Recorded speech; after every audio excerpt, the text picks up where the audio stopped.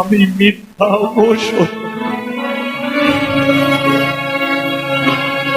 সত্যি ও থালা চুরি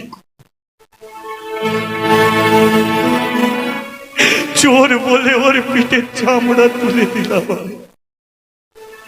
ঠাকুর মশাই, আমি তো পাপ করেছি, পারেন তো ওর গাছের বাঁধনটা খুলে দিন, ওকে মন্দিরে নিয়ে আসুন। জমির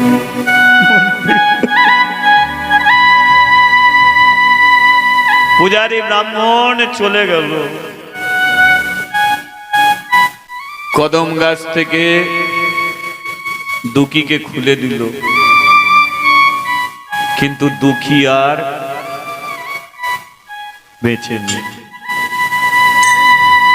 ছেলেটাকে মারতে মারতে জমিদার ছেলেটাকে কখন মেরে ফেলেছে। যেই বাঁধন খুলে দিয়েছে, ছেলেটা মরে গেছে। জমিদার বাবু, আপনি শুধু পাপ করেননি, আপনি একটা গরিব দুঃখী ছেলেকে চাবুক দিয়ে মারতে মারতে আপনি মেরে ফেলেছেন তাকে।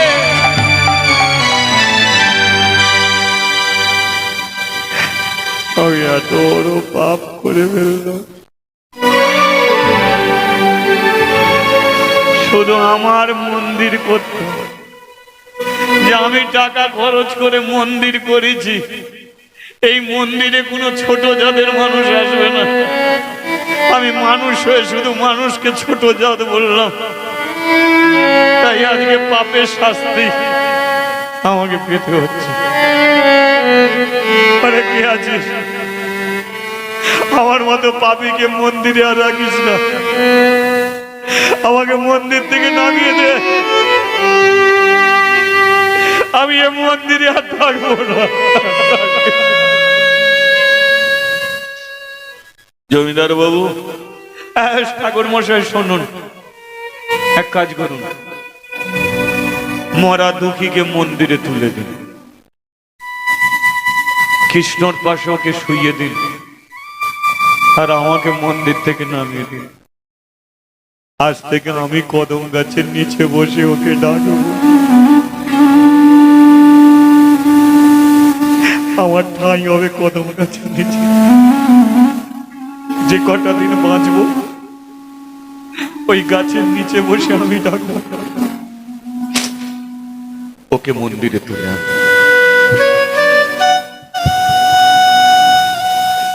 সন্ধ্যেবেলা সুদাময়ী আসছে তার ছেলেকে নিয়ে যাওয়ার জন্য।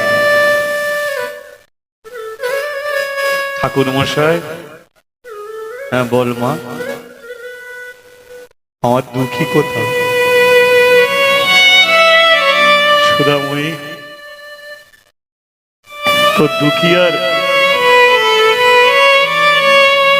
বেঁচে নেই রে মা। দুঃখী মরল কি করে? জমিদার বাবু চাবুক মেরে মেরে মেরে ফেলেছে। মারলো কেন? থালায় খিচুড়ি কৃষ্ণ দিয়ে গেছিল, আর দুঃখীকে চোর বলে জমিদার মেরে ফেলেছে। আয় দেখবি। সুদাময়ী গিয়ে দেখলো কদম গাছের নিচে শুয়ে আছে তার দুঃখী।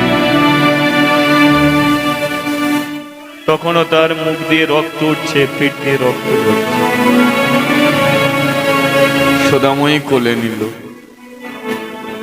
পূজারী ব্রাহ্মণ বলল, কোথা নিয়ে যাচ্ছিস?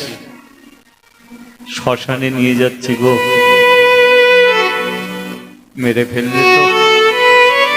না রে মা, শ্মশানে নয়, জমিদার বাবু ওকে মন্দিরে নিয়ে যেতে বলেছে। মন্দিরে?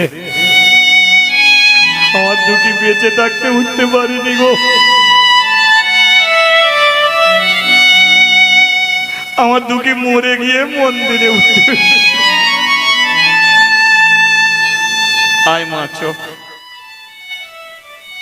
দুঃখীকে নিয়ে মন্দিরে উঠেছে। দেখ কৃষ্ণর পাশে শুইয়ে দে। শুইয়ে দিল কৃষ্ণর পাশে। জমিদার বাবু বসলো গিয়ে কদম গাছের নিচে, প্রার্থনা করলো, কৃষ্ণ দুঃখীকে তুমি বাঁচিয়ে দাও।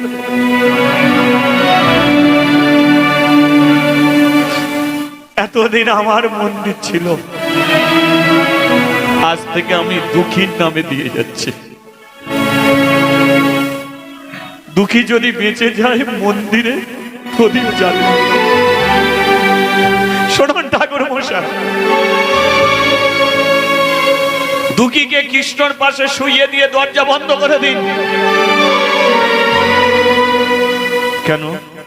আপনি আর পুজো দিতে যাবেন না, আপনি মন্দিরে দরজা খুলবেন না।